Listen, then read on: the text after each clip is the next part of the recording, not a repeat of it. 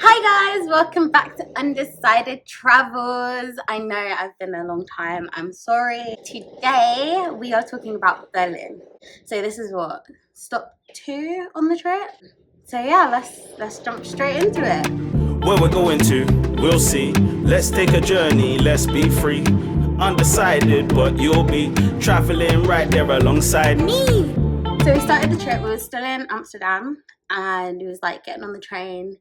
It was in the train station even, and I swear to you, I met the real life Doctor Who, guys. I'm not even joking. Obviously, I can't tell you his name, but he even had a Doctor Who sounding name. He's like the most coolest human ever. So we was at the train station, and this guy dressed like head to toe in, he's wearing like that Doctor Who jacket with like a bowler hat, I think it's called, and a pair of like circle glasses.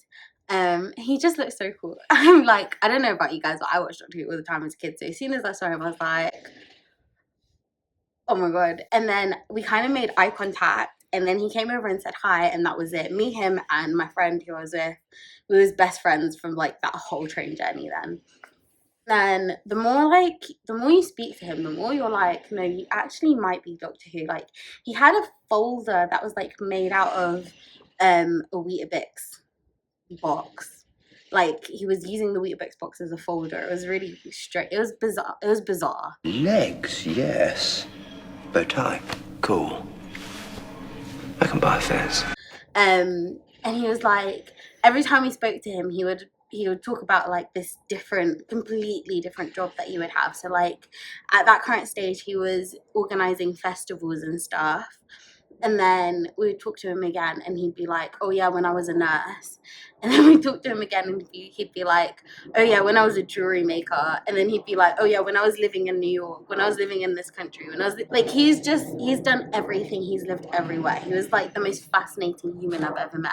So we was like on the train with him, and that was really cool. So he did like lots of jewelry making with my friend, because she was really into jewelry making at that time. I don't know, I wasn't that into it. I was just kind of chilling. But we was all like talking and existing, and then we got there, and like he walked us to our hostel. He lived right next door to our hostel, and he lived in this like, I don't even know how to explain it. It was like a revamped, like, abandoned building. It was so bizarre. It was the exact place that you would expect Doctor Who to live in. It was bizarre, but it was really fascinating. Like, he's such a fascinating, such an amazing human. The hostel was all right. It was just a hostel. It was like mixed dormitory as well. Like, I don't know, I didn't care that much for it. I can't say it was like really nice because it wasn't that great. It was just a hostel. I can't remember how much it was. I'll do a pop up of the logo and the price. I made that sound with my mouth. I can't stand myself. It was a massive hostel. Like, there were so many people in there.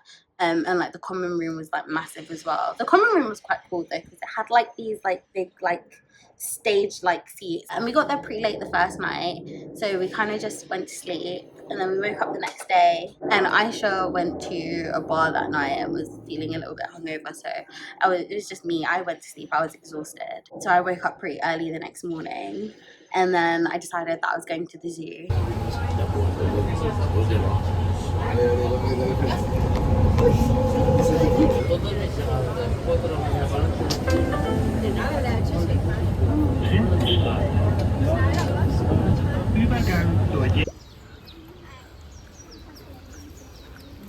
The zoo was cute. I saw elephants. I love elephants. Elephant is like my spirit animal. I get really excited whenever I see elephants. It was kind of sad going to the zoo.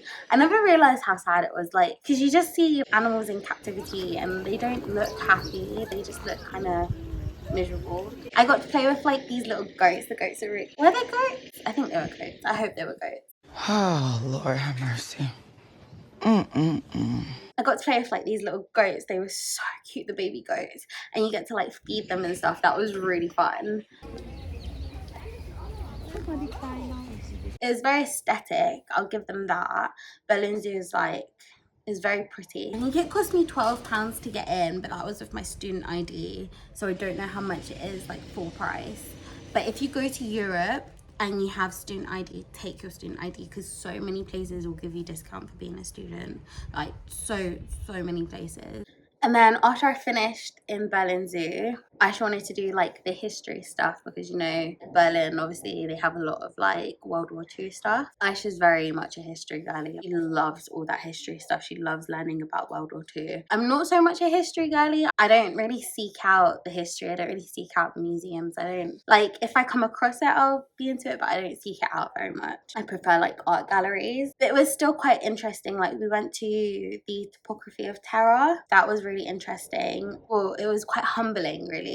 It was scary. It was scary is the word. It was all about the World War II and kind of like, it was like this sequence of events that led to World War II and like around World War II and like around the Holocaust, things like that. It was just it was horrible, honestly. And we did loads of like World War II stuff, and I feel like the weather really kind of reflected the mood of how you feel when you're reading all of like the stuff around the Holocaust. It was very humbling. There were loads of things in Berlin around the Holocaust. I think it was quite heavy for both of us, so we didn't really do much that evening. We kind of just chilled in the hostel. We went to eat. I think Aisha made friends with some person who worked in this restaurant called Peter Pan. It was actually quite a nice restaurant.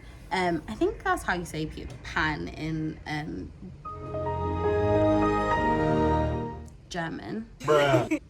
Because it was quite Peter Pan themed, but not Disney themed. It was strange. It was like a burger place. The food was nice, no complaints here, but we just had quite a chilled evening. I made some friends in the hostel and we kind of just played cards that night. Berlin was quite calm for us, I think. And me and Aisha didn't spend that much time together. We kind of did our own things in Berlin and just like met up sporadically. So we met up to eat, but like we would like separate and do our own things, which is kind of nice. I quite like that because I'm an only child. I can't be with someone 24/7. It hurts my soul. I need my time for my social battery to recharge, so I like being able to just go off and do my own thing. And then the next day we woke up, we met Dr. Who for a coffee. We went to this really nice coffee shop. I'm really upset because I don't think I took any pictures whatsoever in this coffee shop. It was like the loveliest coffee shop. It was like in the middle of nowhere. This is how you know he's Doctor Who as well, because he told us where it was. He sent us the location of it, and you have to go through this crazy back alley, like past like what I can only describe as a farm, because there were horses. Literal, like we walked past horses to get to this coffee shop, and the coffee shop was so like nice. Like it was such a lovely coffee shop. It was a very classy coffee shop, and you know me, I love my coffee shops. Like I love going to like a coffee shop and pretending that I'm fancy and drinking my coffee with my croissant. Yeah, I love all that stuff, and the pastries there were amazing. It was called Bonanza Coffee. If you go to Berlin and you like coffee, please go to the Bonanza Coffee place. It's so good, and it's in like the most random location. When you go into it, you're literally like, how did you even find this? It's crazy. It was honestly like one of the best coffees I had while I was away. That was the Sunday morning, and then every Sunday in Mora Park they have what I can only describe as kind of like a festival, like market kind of thing. All the markets were like secondhand stuff, which was really cool, and they had like loads of like vintage cameras and things like that. It was really cool actually to see, like loads of food stuff. And then if you like walk further into the park, there's street performers, like, which was really cool. So like there were like music people. There were like people playing instruments and like people dancing, and like there was a magician.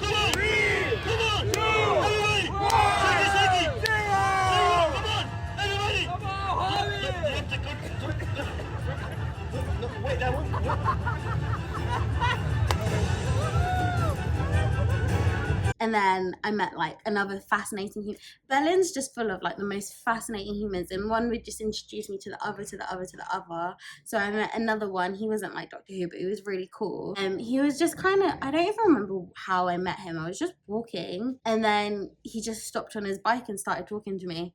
And then that was it. We were just buddies. He introduced me to like one of his friends who did stand-up comedy, and she invited me to her comedy show, which was later that night. I was quite lucky in that it was a comedy show in English about people who had moved from England to Berlin. So it was kind of like that culture shock for them. It was perfectly aligned with not what I was going through, because I was there for 2 days, but I got it a lot more than if I'd gone to a comedy show in German. Like, obviously I wouldn't get it. It helped me kind of engross myself in the culture a bit more because they kind of explain like their culture shocks and like the differences. The comedy club that I went to was called the Moni Zhang Comedy Club. It was like a free comedy show, but they asked for donations, so I gave like 10 euros because it was so funny and I really did enjoy myself. And like even though I went by myself, like I met a few people there. I don't know, I like talking with local people. And then so like obviously I was getting quite hungry and I got to the comedy show a bit early, so I went across the road to like this pizzeria and oh my god, I had the best pizza I've ever had in my life. And don't tell the Italians because they'll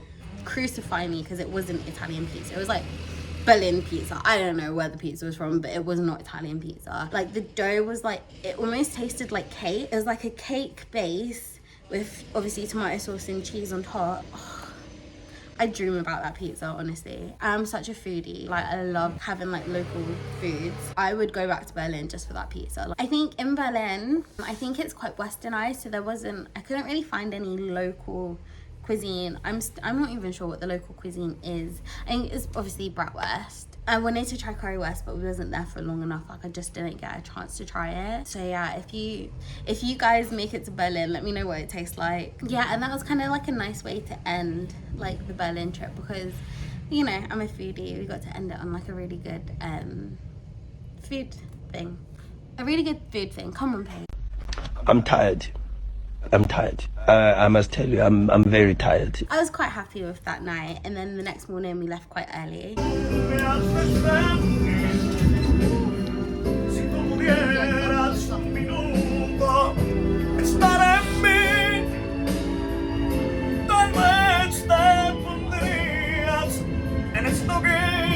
If you are getting a train from Berlin and you're doing Interrailing, please book a seat reservation, because me and Aisha, we were like, oh, seat reservation recommended. That means we don't really need to spend the money on a seat reservation. It's not that deep.